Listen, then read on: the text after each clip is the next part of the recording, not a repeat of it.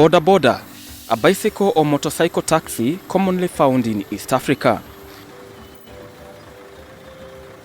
Their presence in East Africa is attributed to a number of factors, and key among them is increased demand for faster, easy and affordable movement. But the term boda boda has a semantic appeal.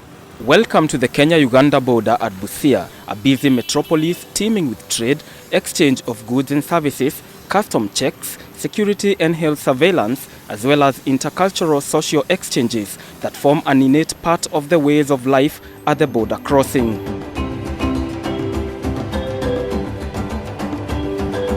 The border town is one of the busiest border crossings in the country.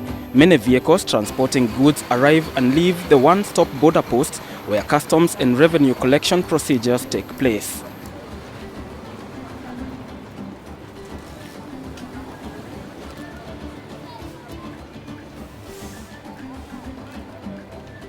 In Busia, goods and services change hands all the time, but there are also social aspects of life for both Kenyans and Ugandans. The term boda boda was born here.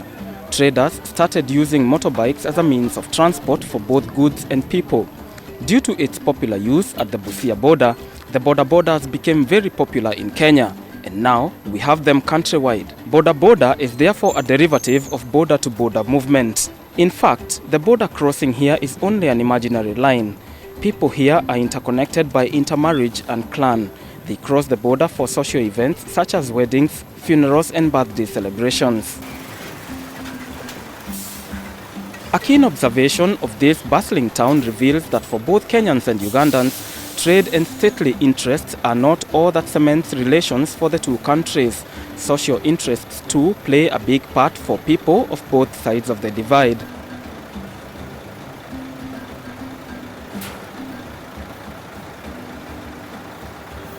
With all the movement, ACT Kenya, in partnership with Life and Peace Institute (LPI), the East African Sub-Regional Support Initiative for the Advancement of Women (YASI) of Uganda, and Inter-Africa Group (IAG) of Ethiopia, sought to study coexistence in the border towns and get a clearer perspective on matters of cross-border cooperation. The project is supported by the European Union, Intergovernmental Authority on Development (IGAD), and other regional economic communities. From the Kenyan side of the border, you won't fail to notice at least 3 entry and exit points. However, only one is the official gateway for goods and human traffic. The other 2 are on either sides of the official crossing.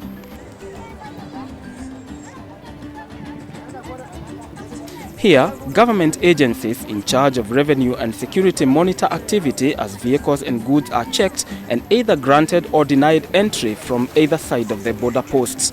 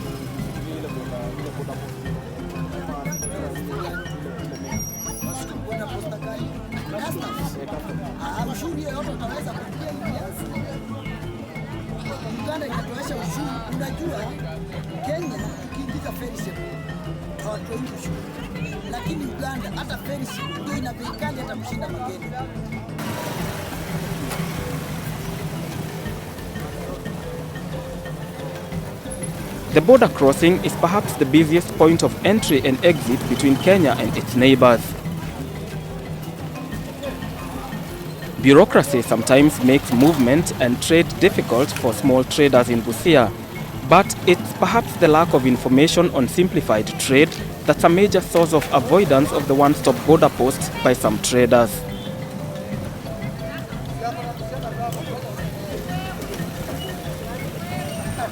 Communities living in Busia have therefore established the other informal points of exit into Uganda. On either side of the manned border post are the other two crossing points. Soko Sofia is this crossing to the right-hand side of the official border crossing. Goods pass through this point informally under mutual consent between the cross-border communities.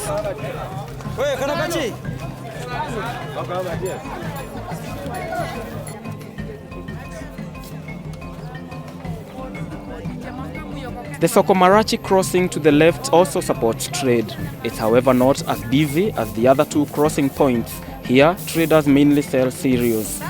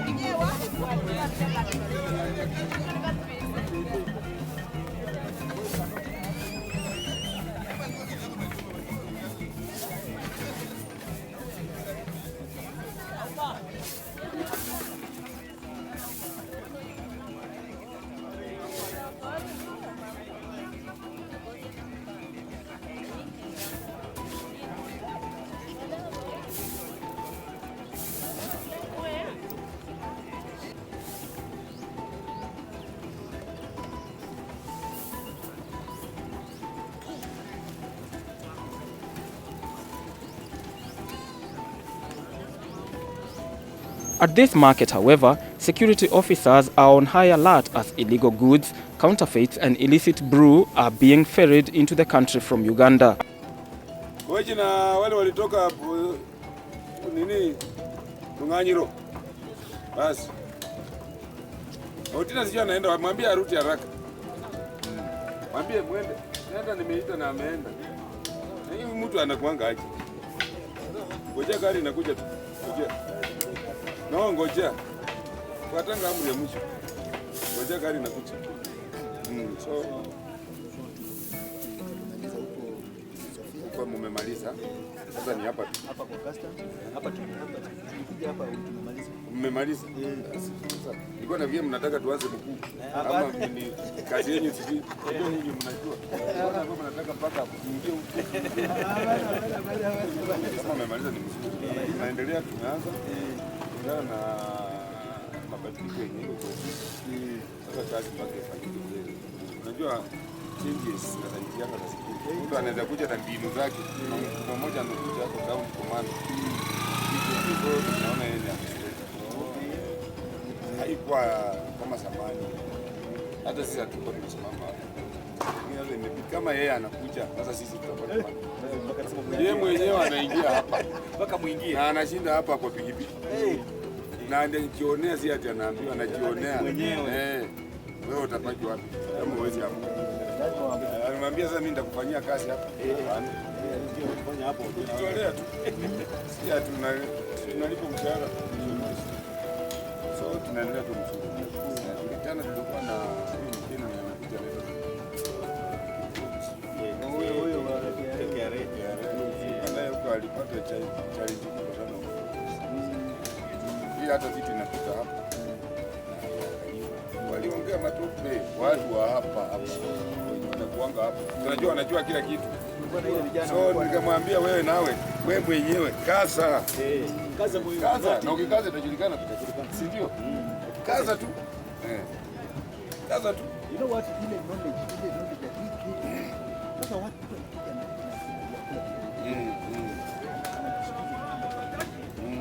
hapo ndani amebeba kitu kubwa sana. Unaona watu wenye wanapa makaa wanabeba hata chang'aa ndani kama 3 ya 55. Sasa yeye ameweka kakunia kwa nini na makaa amepaka nini anapita hapa. anatipaka ya kwamba ndiye. Anasema huyo ni mtu ya makaa tu. Weka chini. Weka chini. Unaona vile ndio anatulipuka hapa. Na hiyo alafu njia mingi. Samaki zote za kutoka Uganda zinapita. Zinapita hivi zikienda zinao. Abeti kulipa bashuru hapo. Unaona? So Oh, acha tu nini. Haya hii maoria hii. Naona. Wanapitia hapo tu. Kwa pikipiki. Wanapitia tu hapo. Na hawa ndio shida. Hawa ndio shida ya hii Kenya hii watu. Anasema atafanya kazi. Na complex ni kitambulisho yake ya Kenya cha kupea tu nini. Alafu sasa wacha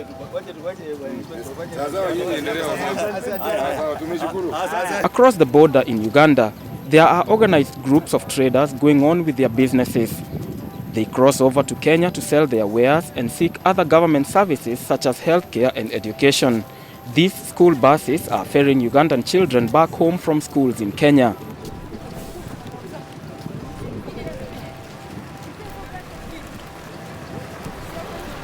But why are there glaring differences in trade and life at the same border post between the two countries?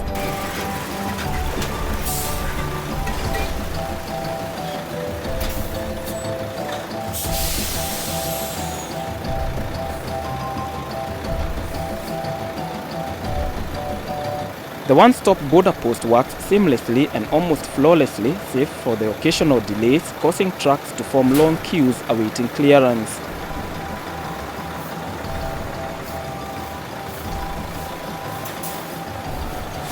There is an urgent need for simplified trade practices among the communities in Busia.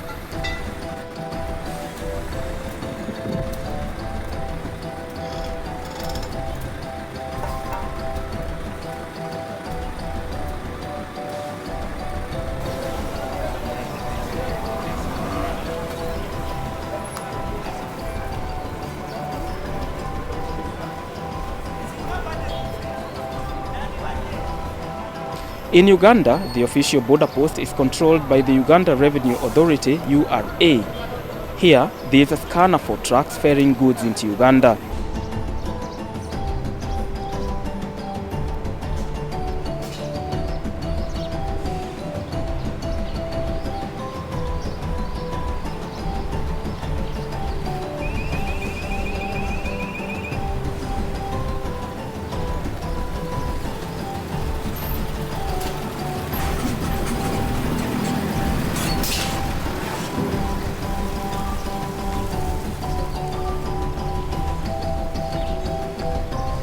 At the border crossing, money changers are on hand to assist traders and travelers with Ugandan or Kenyan currency.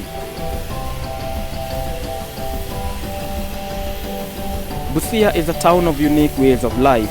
The border transport comes in handy for locals transporting goods and services from the Kenyan Busia to the Ugandan Busia. It's an affordable ride that gives locals unique experiences and conveniences as they trade and visit relatives for social gatherings within and across the border.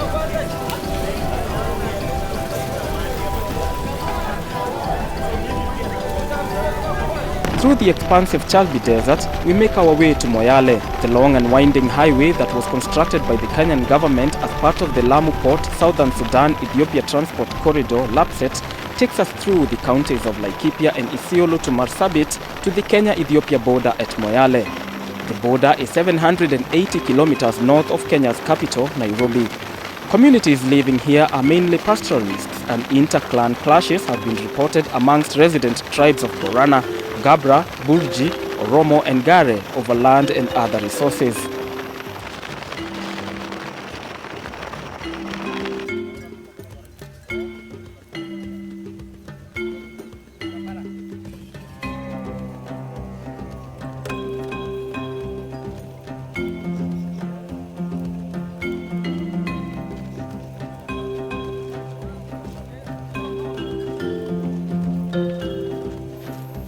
There is the occasional spilling over of violence into Ethiopian pastoral communities, and the effects are felt across the border.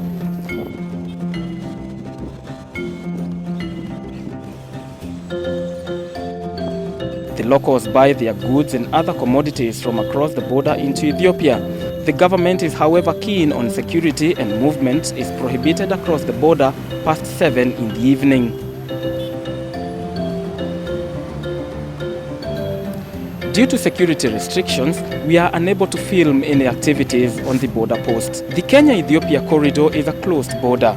It is part of LAPSET, an ambitious transport corridor that envisions booming movement of goods and people through Kenya into the landlocked Ethiopia.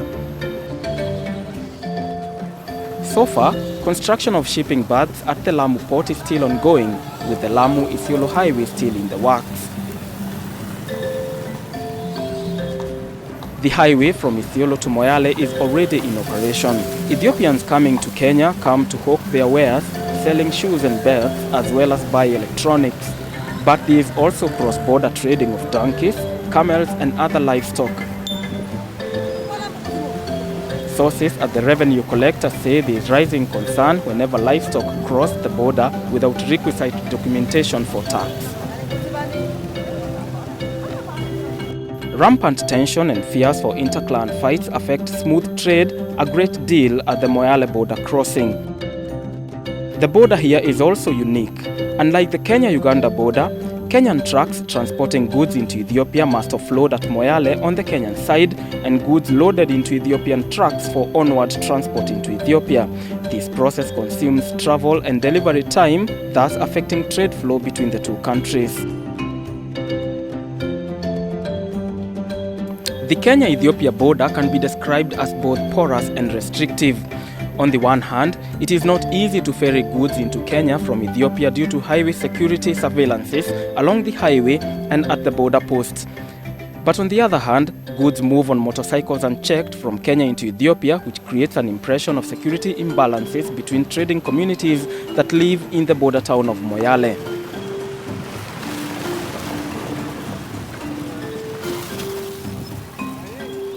As we filmed for this documentary, security apparatus were deployed to monitor our operations at the informal crossing point, which makes it difficult to capture any further information.